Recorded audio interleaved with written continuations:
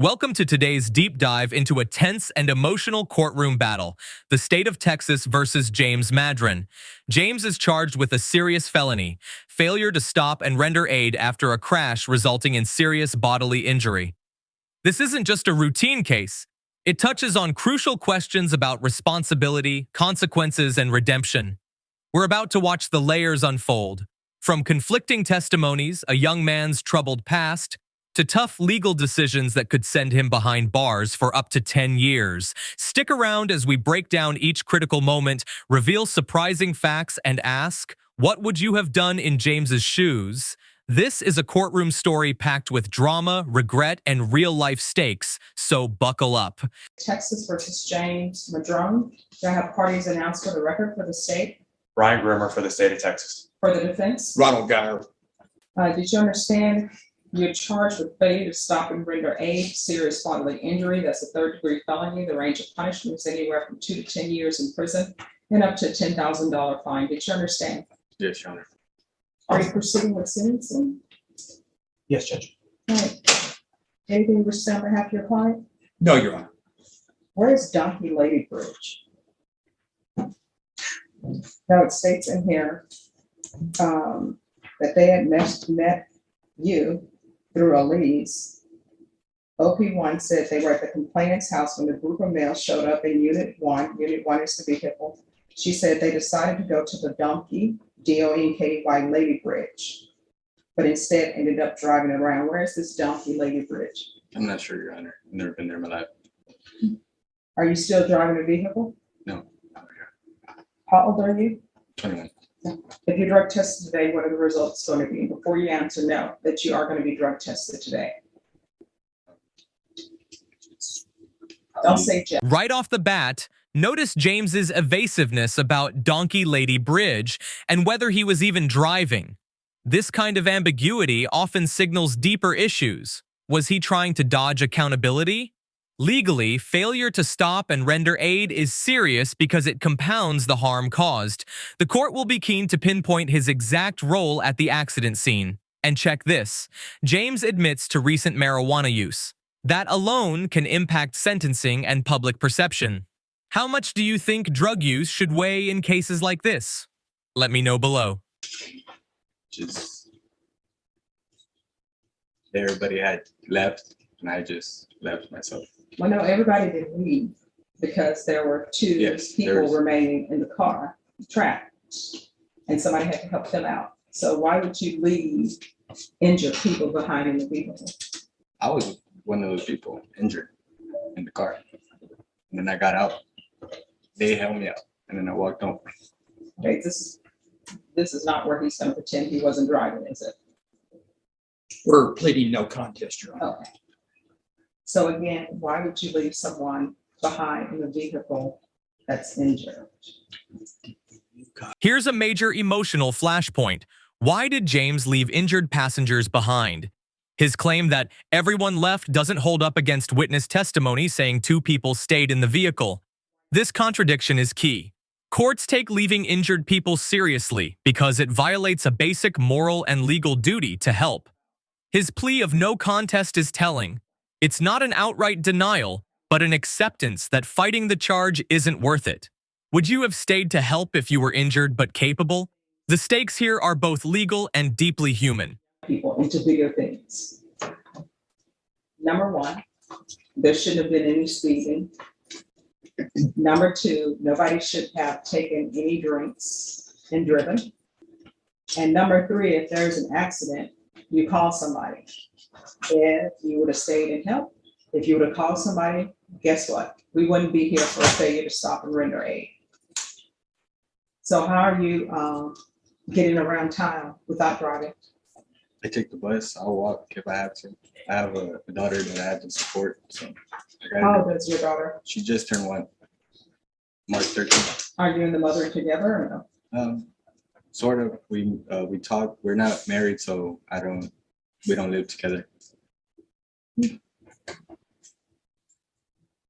Does anyone know the amount of what the restitution will be? Any idea?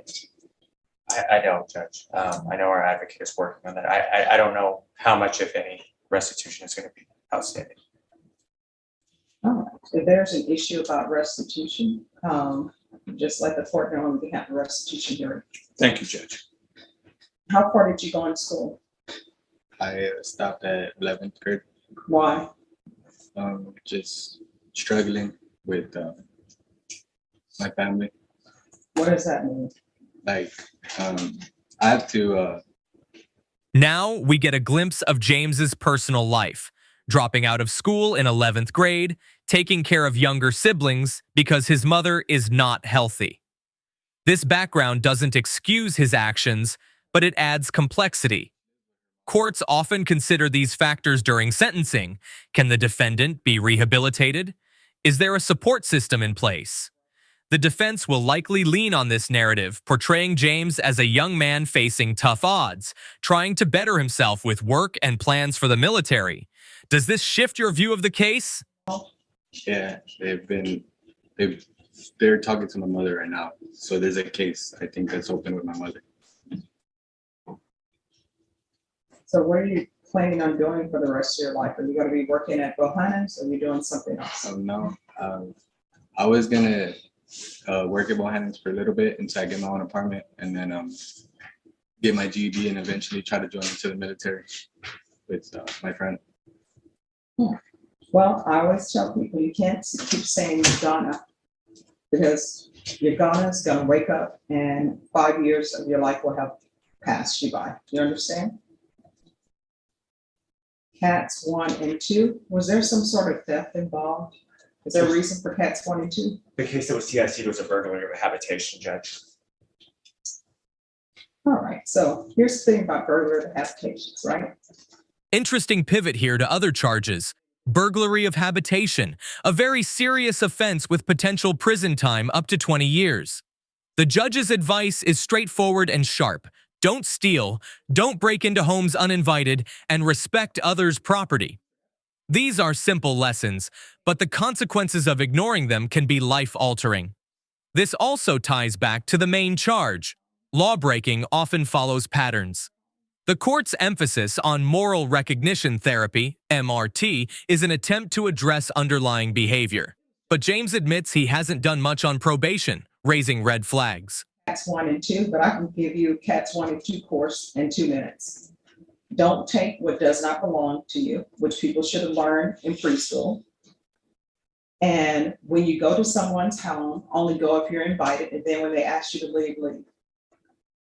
Life is so simple, people make it so much difficult than it has to be. So cats 1 and 2. And the MRT, which is supposed to teach you right from wrong, which again, we should learn that in preschool, right?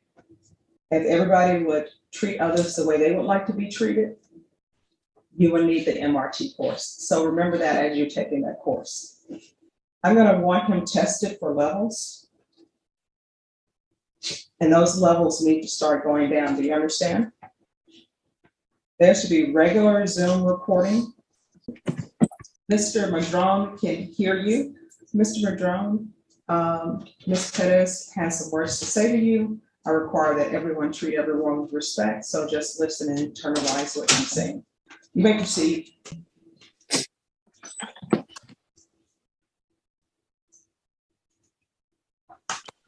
After everything,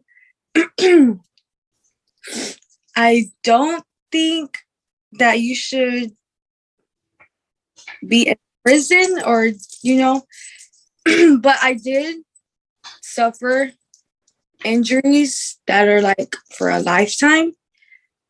And I just want you to understand that because I did go through all of that, you do deserve to go through some kind of consequence.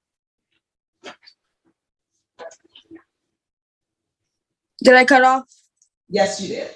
They keep calling me that, so I'm sorry. But yeah, that's all I have to say. But I do forgive you. Like, it happened. It's been a long time already, but I just didn't, I hope you just know where I'm coming from, James. All right, thank you so much. Do you all need to speak with her? I don't believe so. We have contact. We can talk to Ms. Pettis after this. Thank you, Ms. Pettis. Thank you. Thank you. All right, probation will go over conditions with you. Are you the same James Madrone who was placed on deferred adjudication in 2021 CR 2437 for the offense of failure to stop and render aid serious bodily injury on March 21st, 2022 for a period of 10 years? Is that you? Yes, sir. State. Violated condition number 4. In Bexar County, Texas, the defendant, James Madrone, did then and there fail to report to the supervision officer as directed for the months of January and December 2023 in violation of condition number 4. How do you plead to that? True or not true? True, Your Honor. State. Your Honor, we waived the other violations alleged in the motion. No objection. All right. Mr. Madrone, did you understand by pleading true to violation of condition number 4, the court could find it true, grant the motion, find you guilty, and sentence you up to 10 years in the prison and up to a $10,000 fine? Yes, I understand. Knowing that, do you still wish to plead true to violation of condition number 4? Yes, Your Honor. Court will find violation of condition number 4 true. Is there a proposed agreement? It's not, Your Honor. We're going open. We are asking for the 10 years, Your Honor. I believe the defense might be heard on it. All right. Defense, what are you requesting? Judge, we're requesting that he be placed on probation, that he be given weekly UAs and intense supervision. Basically, Judge, this was a lot dealing with financial issues. He has 2 small children that he was responsible for, living with his grandmother at the time. He's now presently employed. I believe he has the resources now to continue taking drug testing and support his children. So I think basically, Judge, if we give him weekly UAs and ISF, and put him back, not ISF, with intense supervision, that he's able to complete the probation successfully. You have anything to add, James? Yes, Your Honor. All right. You want to raise your right hand? Do you solemnly swear and affirm the testimony you give will be the truth and nothing but the truth, so help you God? Yes. All right. You can lower your hand, state your name for the record. James Madrone. All right. It says here that you didn't talk to the manager and you left when asked to stay in the lobby by the probation officer. Your Honor, I was my grandmother, thankful for her that she helped me with my burdens when I had to do these reports and everything, and she would have my kids in the car while I'll be reporting. So at that time, I really didn't have too much time to be there due to my being responsible for 2 children. So that was just that at that time. That was it. Okay. That doesn't make sense to me. Your grandmother is helping you with your children. Yes. And how old are your children? 3 and 1. All right. So she's helping you with the 3 and 1 year old. So you're telling me your grandmother drives you to see your probation officer Yes. and then says, I can't wait. Yes, Your Honor. That doesn't make any sense to me. It's just like I have real no support, really none. It's just me out there. All right. So your grandmother is not supporting you. Well, in a way she is.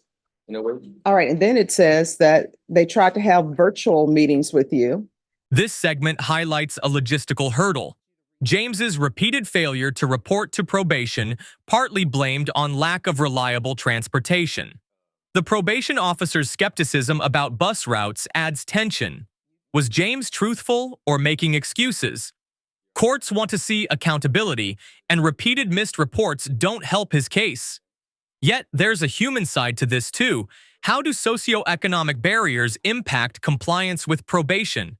This is a question for the audience. Should courts factor in transportation and financial hardship more heavily? And got on the looper, which I believe is the 510, and it takes you all around the city. And I was like, wow, this is where the bases are. Yes, but where I had to report was over there by 1604 in Bandera, which Via. yes, Your Honor. They canceled that bus route. I know it sounds like if I'm making it up or not, but yes, they did cancel that bus route for that reason. That drive was very, very extreme. Did you pick up the phone, call probation and say, hey, this Yes, is Your where Honor. I am? Okay. Yes, Your All right. Any other questions? Yes, Your Honor. Mr. Madrone, my name is Hank Wilkins. If I ask you anything you don't understand, just let me know and I'll try and rephrase it, okay? Do you know the last time you reported? The last time I reported was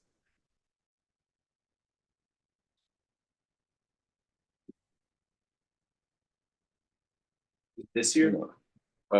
yes. It was this year? So would you respond to when the probation thinks the last time you reported is November? of last year? Um,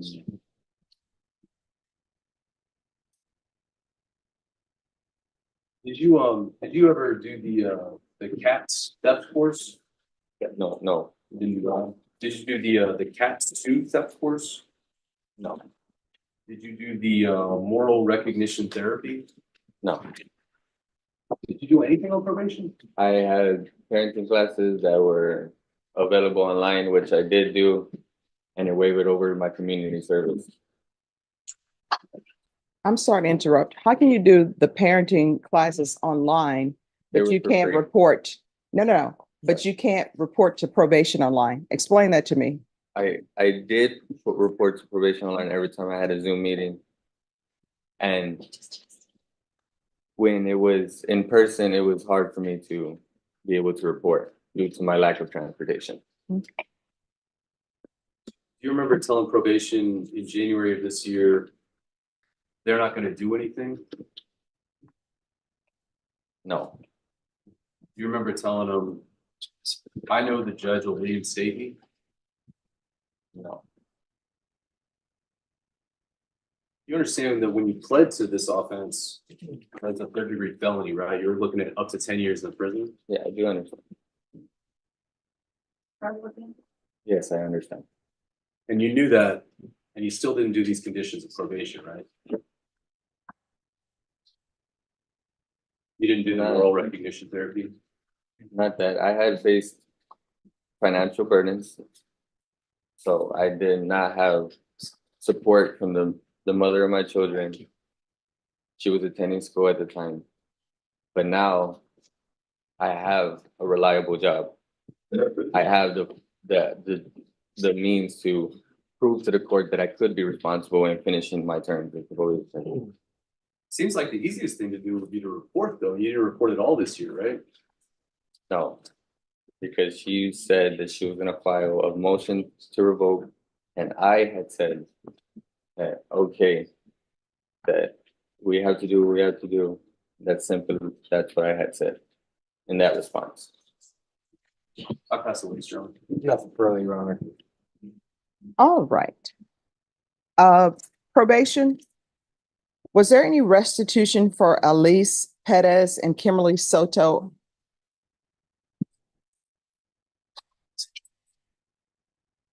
Now the courtroom drama intensifies. The state is asking for the full 10 years in prison, sending a clear message about the seriousness of failure to stop and render aid in an accident causing serious injury. Meanwhile, the defense pushes for probation with intense supervision and drug testing, highlighting James's new employment and family responsibilities. This clash reflects the classic tension between punishment and rehabilitation. Which side do you think makes the stronger case here? Drop your thoughts. Into consideration of this plea, the defendant had opportunities between division. He didn't do much of anything on probation. I was trying to get some more information today. None of the answers are very satisfying. So we're asking for 10 years in prison. Defense, what are your requests? Judge, I asked that he be sent, continued on probation and sent to ISF for a period of time to get his thoughts together. Be able to get out on the street and be a productive member of society and also a father for his 2 children. All right. Oh, yes. You wanted to add something? May I address the question? Sure. Yes, I would like to say that I would like to suggest no tolerant probation, where I may be supervising weekly UAs. I do not use drugs, and or an outpatient program, intense outpatient program that I can prove to the court where I can be responsible in completing my probation successfully. Okay. All right, this is what the court is going to do. As previously stated, the court is finding violation of condition number 4 true. The court is going to find you guilty. The court will sentence you will sentence you to 8 years in the prison.